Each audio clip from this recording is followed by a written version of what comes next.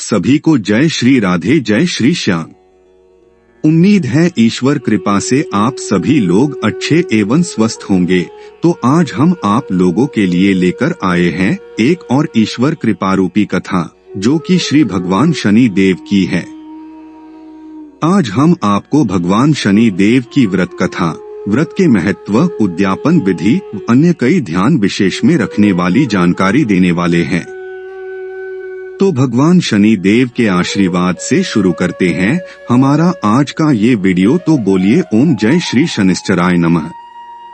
अब हम सबसे पहले बात कर लेते हैं भगवान श्री शनि देव के दिन शनिवार की। शनिवार को व्रत करने से कुंडली में शनि ग्रह दोष खत्म हो जाता है।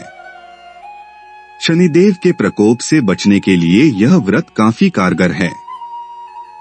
जिन लोगों की नौकरी में बाधा आ रही है या फिर कोई काम नहीं बन रहा है, उनके काम भी इस व्रत को करने से बनने लगते हैं। सफलता के साथ ही मान सम्मान में भी बढ़ोतरी होती है।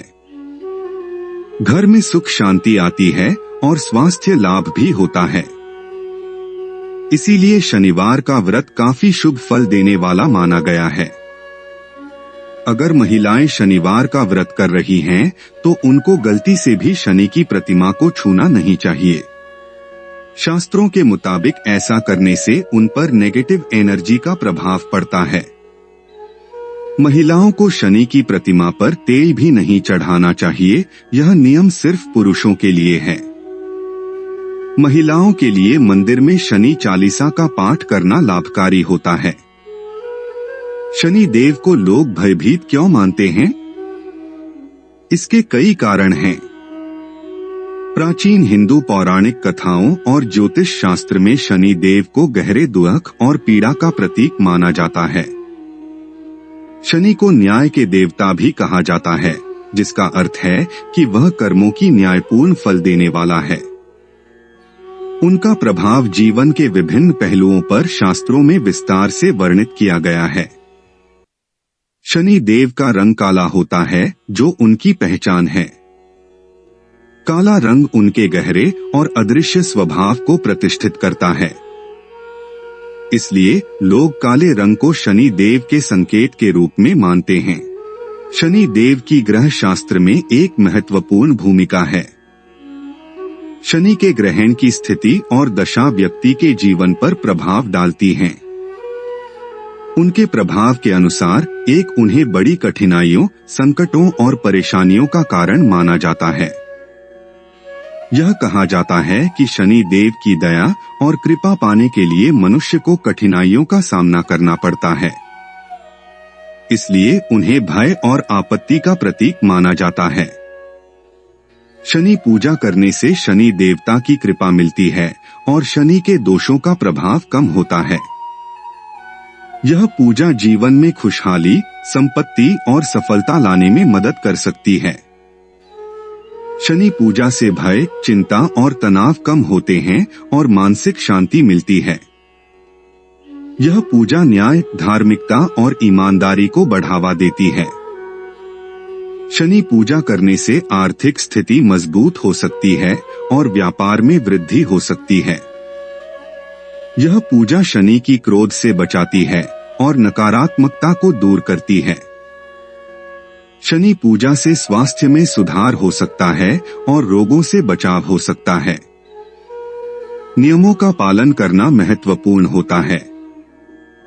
यह पूजा और व्रत शनिदेव को प्रसन्न करने हेतु होता है। काला तिल, तेल, काला वस्त्र, काली उड़द शनि देव को अत्यंत प्रिय है।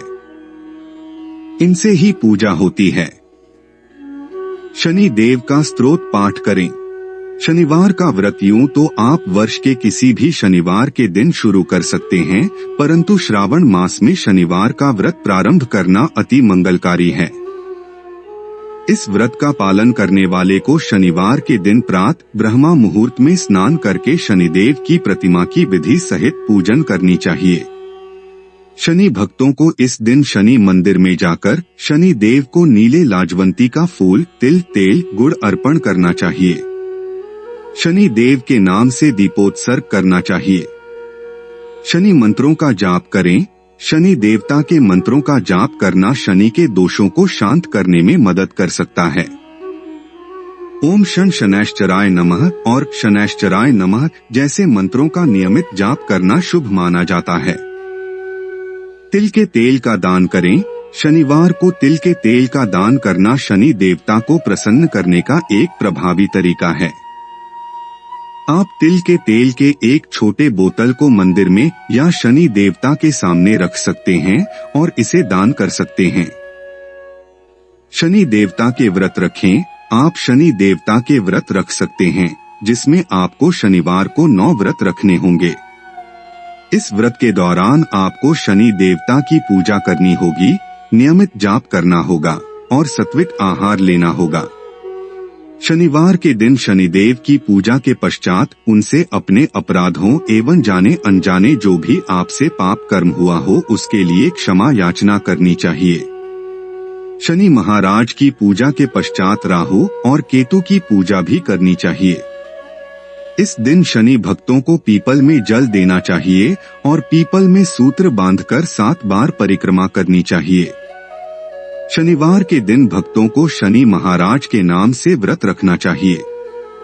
शनिदेव उद्यापन विधि पूर्वक 17, 27 अथवा जितने भी व्रत करने का आपने संकल्प किया था उतने शनिवार के व्रत के बाद आखिरी शनिवार को करना चाहिए। व्रत का संकल्प पूरा होने के बाद उससे अगले शनिवार को सुबह उठकर नित्य कर्मों से निवृत्त होकर स्नान के जल में गंगा जल व काले तिल डालकर स्नान करें। साथ में ओम प्राम प्रीम प्रौम सह शनैश्चराय नमः का जाप करें। इसके बाद शनि देव के बीज मंत्र का कम से कम 108 बार या अपनी श्रद्धा अनुसार इससे अधिक बार मंत्रों का जाप करें या महाराज दशरथ कृत शनि स्तोत्र के द्वारा भी शमी की लकड़ी व संकट नाशक सामग्री की यज्ञ कुंड में आहुति देते हुए यज्ञ करें। हवन पूरा होने के बाद छाया पात्र का दान तथा शनि देव से संबंधित सामग्रियों का दान गरीब और भिखारियों में करें। एक समय सभी नवग्रहों सूर्य, चंद्र, मंगल, बुध, बृहस्पति, शुक्र, शनि, राहु और केतु में विवाद छिड़ गया कि इनमें सबसे बड़ा कौन है। सभी आपस में लड़ने लगे और कोई निर्णय न होने पर देवराज इंद्र के पास निर्णय कराने पहुँचे। इंद्र इससे घबरा गए और इस निर्णय को देने में अपनी असमर्थता जताई। परंतु उन्होंने कहा कि इस समय पृथ्वी पर राजा विक्रमादित्य हैं, जो कि अति न्यायप्रिय हैं। वे ही इसका निर्णय कर सकते हैं। सभी ग्रह एक साथ राजा विक्रमादित्य के पास पहुंचे और अपना विवाद बताया। साथ ही निर्णय के लिए कहा। राजा इस समस्या से अति चिंतित हो उठे, क्योंकि वे जानते थे कि जिस किसी को भी छोटा बताया वही कुपित हो उठेगा। तब राजा को एक उपाय सूझा। उन्होंने स्वर्ण, रजत, कांस्य, पीतल, सीसा, रांगा, जस्ता, अभ्रक और लौह से 9 सिंहासन बनवाए और उन्हें इसी क्रम से रख दिए। फिर उन सबसे निवेदन किया कि आप सभी अपने अपने सिंहासन पर स्थान ग्रहण करें। जो अंतिम सिंहासन पर बैठेगा वही सबसे छोटा होगा। इस अनुसार लौह का सिंहासन सबसे बाद में होने के कारण शनिदेव सबसे बाद में बैठे, तो वही सबसे छोटे कहलाए। उन्होंने सोचा कि राजा ने यह जानबूझकर किया है। उन्होंने कुपित होकर राजा से कहा, राजा, तू मुझे नहीं जानता। सूर्य 1 राशि में 1 महीना, चंद्रमा 2.25 महीना 2 दिन, मंगल 1.5 महीना, बृहस्पति 13 महीने व बुध और शुक्र 1 महीने विचरण करते हैं। परंतु मैं 2.5 से 7.5 साल तक रहता हूँ। बड़े बड़ों का मैंने विनाश किया है। श्री राम की 7.5 आने पर उन्हें वनवास हो गया। रावण की आने पर उसकी लंका को बंदरों की सेना से परास्त होना पड़ा। अब तुम सावधान रहना। ऐसा कहकर कुपित होते हुए शनिदेव वहां से चले गए। अन्य देवता खुशी खुशी चले गए। कुछ समय बाद राजा की 7.5 आई। तब शनि देव घोड़ों के सौदागर बनकर वहां आए। उनके साथ कई बढ़िया घोड़े थे। राजा ने यह समाचार सुन अपने अश्वपाल को अच्छे घोड़े खरीदने की आज्ञा दी। उसने कई अच्छे घोड़े खरीदे व एक सर्वोत्तम घोड़े को राजा को सवारी हेतु दिया। राजा ज्यों ही उस पर बैठा, वह घोड़ा सरपट वन की ओर भागा। भीषण वन में पहुंच वह अंतर्धान हो गया और राजा भूखा प्यासा भटकता रहा। तब एक ग्वाले ने उसे पानी पिलाया। राजा ने प्रसन्न होकर उसे अपनी अंगूठी दी। वह अंगूठी देकर राजा नगर को चल दिया और वहां अपना नाम उज्जैन निवासी वीका बताया। वहां एक सेठ की दुकान में उसने जल इत्यादि पिया और कुछ विश्राम भी किया। भाग्यवश उस दिन सेठ की बड़ी बिक्री हुई। सेठ उसे खाना इत्यादि कराने खुश होकर अपने साथ घर ले गया। वहां उसने एक खूंटी पर देखा कि एक हार टंगा है जिसे खूंटी निगल रही है। थोड़ी देर में पूरा हार गायब था। तब सेठ ने आने पर देखा कि हार गायब है। उसने समझा कि वीका ने ही उसे चुराया है। उसने वीका को कोतवाल के पास पकड़वा दिया। फिर राजा ने भी उसे चोर समझकर हाथ पैर कटवा दिए। वह चौरंगिया बन गया और नगर के बाहर फिंकवा दिया गया। वहां से एक तेली निकल रहा था जिसे दया आई और उसने वीका को अपनी गाड़ी में बिठा लिया। वह अपनी जीभ से बैलों को हाँकने लगा। उस काल राजा की शनि दशा समाप्त हो गई। वर्षा काल आने पर वह मल्हार गाने लगा। तब वह जिस नगर में था वहां की राजकुमारी मनभावनी को वह इतना भाया कि उसने मन ही मन प्रण कर लिया कि वह उस राग गाने वाले से ही विवाह करेगी। उसने दासी को ढूंढने भेजा। दासी ने बताया कि वह एक चौरंगिया है, परंतु राजकुमारी ना मानी। अगले ही दिन से उठते ही वह अनशन पर बैठ गई कि विवाह करेगी तो उसी से। उसे बहुतेरा समझाने पर भी जब वह ना मानी तो राजा ने उस तेली को बुला भेजा और विवाह की तैयारी करने को कहा। फिर उसका विवाह राजकुमारी से हो गया। तब एक दिन सोते हुए स्वप्न में शनिदेव ने राजा से कहा, राजन, देखा तुमने मुझे छोटा बताकर कितना दुख झेला है। तब राजा ने उनसे क्षमा मांगी और प्रार्थना की कि हे शनिदेव, जैसा दुख मुझे दिया है किसी और को ना दें। शनिदेव मान गए और कहा, जो मेरी कथा और व्रत कहेगा उसे मेरी दशा में कोई दुख ना होगा। जो नित्य मेरा ध्यान करेगा और चींटियों को आटा डालेगा उसके सारे मनोरथ पूर्ण होंगे। साथ ही राजा को हाथ पैर भी वापस दिए। प्रातः आंख खुलने पर राजकुमारी ने देखा तो वह आश्चर्यचकित रह गई। वीका ने उसे बताया कि वह उज्जैन का राजा विक्रमादित्य है। सभी अत्यंत प्रसन्न हुए। सेठ ने जब सुना तो वह पैरों पर गिरकर क्षमा मांगने लगा। राजा ने कहा कि वह तो शनिदेव का कोप था, इसमें किसी का कोई दोष नहीं। सेठ ने फिर भी निवेदन किया कि मुझे शांति तब ही मिलेगी जब आप मेरे घर चलकर भोजन करेंगे। सेठ ने अपने घर नाना प्रकार के व्यंजनों से राजा का सत्कार किया। साथ ही सबने देखा कि जो खूंटी हार निगल गई थी वही अब उसे उगल रही थी। सेठ ने अनेक मोहरे देकर राजा का धन्यवाद किया और अपनी कन्या श्री कंवरी से पाणिग्रहण का निवेदन किया। राजा ने सहर्ष स्वीकार कर लिया। कुछ समय पश्चात राजा अपनी दोनों रानियों मनभावनी और श्री कंवरी को सभी उपहार सहित लेकर उज्जैन नगरी को चले। वहां पुरवासियों ने सीमा पर ही उनका स्वागत किया। सारे नगर में दीपमाला हुई व सबने खुशी मनाई। राजा ने घोषणा की कि मैंने शनि देव को सबसे छोटा बताया था, जबकि असल में वही सर्वोपरि हैं। तब से सारे राज्य में शनिदेव की पूजा और कथा नियमित होने लगी। सारी प्रजा ने बहुत समय खुशी और आनंद के साथ बिताया।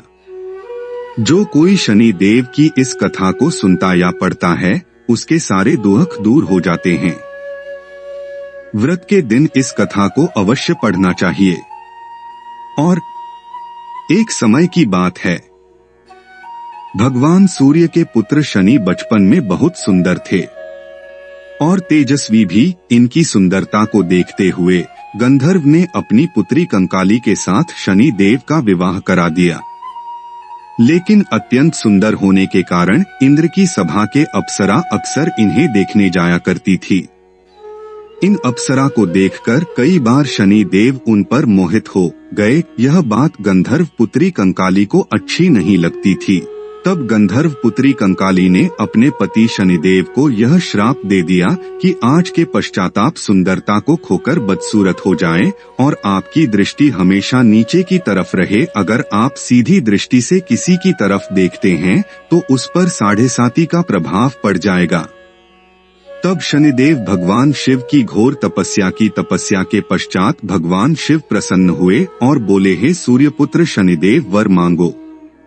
तब शनिदेव बोले, यह सदा शिव शंभु हम पर कृपा करके हमें सृष्टि पर सीधे देखने के लिए वर दीजिए। भगवान शिव भोले, जो व्यक्ति शनिवार के दिन पीपल के नीचे तेल चढ़ेगा उस पर तुम्हारे पढ़ने वाले को दृष्टि शुभ दृष्टि में बदल जाएगी। इसीलिए शनिवार के दिन पीपल के नीचे शनिदेव की पूजा होती है। भगवान सूर्य के पुत्र शनि ऐसे ही हैं, जैसी जिसके मन में कामनाएं हैं सभी को पूर्ण करते हैं। जो सद्भावना पूर्वक भगवान सूर्य शनि का व्रत करता है एवं कथा पढ़ता है अथवा सुनता है, दूसरों को सुनाता है, भगवान शनि उसकी सभी मनोकामना पूर्ण करते हैं। अगर आप इस कथा के बाद भगवान शनि देव की आरती भी पढ़ना और सुनना चाहते हैं तो लिंक डिस्क्रिप्शन में दिया गया है। और अगर आप इसी प्रकार की आरती और कथाएं पढ़ना सुनना चाहते हैं तो हमारे चैनल राधेभजन फैन क्लब को सब्सक्राइब करें एवं वीडियो को लाइक करें और अन्य व्रतियों के साथ शेयर कर सनातन धर्म में धर्म लाभ कमाएं। जय श्री राधे।